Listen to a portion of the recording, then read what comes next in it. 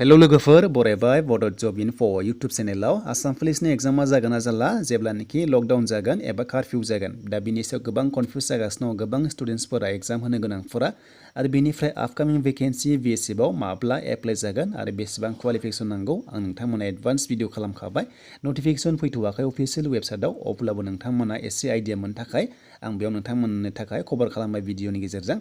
आरो जों बेयाव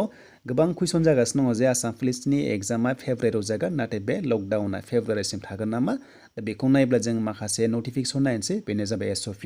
आरो बे SOPआ फैदोंमोन 7 जानुवारिनि पाब्लिश खालामनाय दा बेखौ सोर खालामदों होनोब्ला Assam state disaster management authority होदों SDMA दा बेयाव जों नायनोसै माखासे गाइडलाइन्सखौ जे जोंहा बन्द जामारगोन नामा एबा जोंहा डाइरेक्ट लकडाउन एबा कर्फ्यू जागोन नामा आरो लोगोसे रेस्ट्रिक्शन्स थागोन नामा दा नोंथांमोना गोबां कनफ्यूज जागासिनो दङ जायफ्रा आसाम पुलिसाव रिलि होनो गोनां बेनिफ्राय एग्जाम होनो गोनां दा एग्जामा बोरै जागोन बेबायदि लकडाउन जायोब्ला थ' बेनि सायाव नोंथांमोना एसेब्लाबो आइडिया मोनगोन बेखायनो बे भिडिअ खालामबाय जाहाथे नोंथांमोना गाज्रि मोना बे मोनसे अर्डारखौ लाना फैबाय SOPनिफ्राय एबा SOP दा सिचुवेसना ओरैबायदि गाज्रि जाहांनो हमदों जे माखासे COVID-19 बेनिफ्राय अमिक्रननि सायाव बेयाव एसे मेनसन खालामनाय दङ आरो दा लोगोफोर जों बे SOPखौ नायनोसै नोंथांमोना मिथिनांगोन जाहाथे कनफ्यूज जाया जाहाथे नोंथांमोना नार्भास फिल खालामा जायफ्रा एग्जाम होनो गोनां दङ आरो बे एफेक्ट जासिगोन एबा सोलिसिगोन 8 जानुवारिनिफ्राय आरो बे हरनि 10निफ्राय लानानै फुंनि 6 बाजिसिम जागोन एबा 6 AM सिम जागोन बे कर्फ्यूआ जागोन स' नोंथांमोना ओंखारनो हानाय नङा आरो ओरैबायदि जागोन जे फुललि लकडाउन नङा लोगोफोर नोंथांमोना जिंगासिनो गैया नोंथांमोना गाव गावनि डिउटिखौ मावनो हागोन दा कर्फ्यूखौ नायोब्ला ओरैबायदि जागोन कर्फ्यू टाइमा हरनि 10 PM निफ्राय 6 AM सिम जागोन आरो बिनि उनाव गासिबो खुला थागोन थ' नोंथांमोना 6 AM निफ्राय 9 PM सिम खामानि मावनो हागोन दखानफ्रा खुलिनो हागोन बाट नोंथांमोना 10 PM जानाय लोगो लोगो ओंखारनो हानाय नङा थ' गासिबो बन्द जागोन होनना बुंदों दा नोंथांमोना सिम्पल वर्ड्सआव नोंथांमोना फुंनि 6टानिफ्राय 10टासिम ओंखारनो हागोन बाट 10टानि उनावहाय नोंथांमोना हानाय नंला कर्फ्यूआ सोलिसिगोन थ' बेखौ नायोब्ला दानिया जोंहा फैबाय जे एग्जाम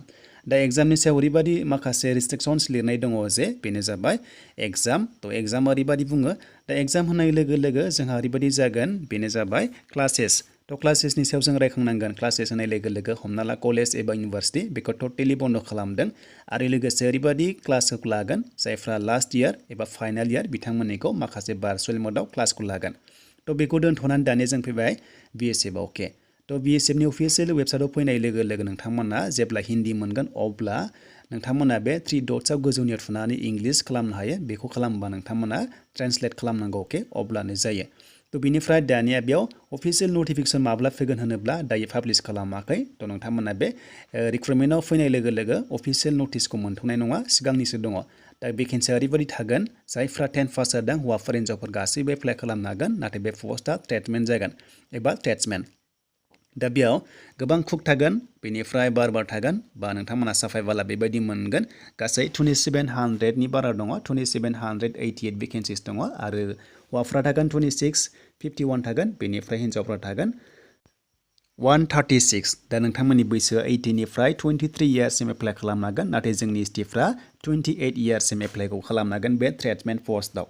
दा लोगोफोर जेब्ला अफिसियेल फुल नटिफिकेसन फैगोन अब्ला नोंथांमोननि भिडिअ खालामबावगोन नाथाय गुबै भिडिअनि कन्टेन्टआ जाबाय जे नोंथांमोना जायफोरा आसाम पुलिसाव एग्जाम होनो गोनां दङ स' नोंथांमोना जिंगासिनो गैया आरो बे SOPआ सोलिगोन 31 जानुवारिसिमल' आरो बिनि सायाव माबा मोनसे राहा लागोन जुदि माखासे सिचुवेसना मोजां जायोब्लानो नोंथांमोननि एग्जामा कन्डाक्ट जागोन आरो फैबाय थानाय समाव नोंथांमोना गोदान नटिसखौ मोनगोन होनना बुंदों SOPआव बेखायनो 31 सिम नेथ'नांगोन आरो गासैबो खमायब्ला नोंथांमोननि एग्जामा कन्डाक्ट जागोन नाथाय बारायोब्ला एग्जामा जानाय नङा मानोना SOPनि खोथा दङ थ' बिथांमोनाहाय SOP होबाय थागोन जेब्लानोखि गासैबो नर्मेल जागोन सिचुवेसना अब्ला नोंथांमोना एग्जामखौ होनो हागोन दा बेखायनो नोंथांमोना नार्भास फिल खालामनाङा नोंथांमोना ड्रप थानाङा जेसेबां एग्जाम होनो गोनां दङ स' नोंथांमोना फरायबाय थादो आरो आनजाद जानाय लोगो लोगो नोंथांमोना मोजां एग्जामखौ होनो हासिगोन दा बे भिडिअ खालामनायनि जाहोना जाहैबाय लोगोफोर नोंथांमोना जाहाथे मटिभेसन जायो आरो बेनिफ्राय नार्भास फिल जाया जाहाथे नोंथांमोना मोजां फरायो आरो एग्जामखौ होनो हायो मानोना जेब्ला गोदान अफिसियेल SOP फैगोन अब्ला नोंथांमोननि थाखाय एग्जाम कन्डाक्ट खालामगोन ना खालामा बेयाव नोंथांमोना मोननो हागोन दानि सिचुवेसनावथ' एग्जाम जाया लोगोफोर मानोना गासैबो माखासे रेस्ट्रिक्टेड एरिया जाबाय दा बेखायनो नोंथांमोना फरायना लाग्रोदो आरो लोगोसे नोंथांमोनाहाय जायफ्रा अनलाइन एग्जाम होनो गोनां दङ नाथाय नोंथांमोना अनलाइन एग्जाम होनो हागोन नाथाय अफलाइन एग्जाम जानांगौआ कन्डाक्ट खालामनांगौआ इजि नङा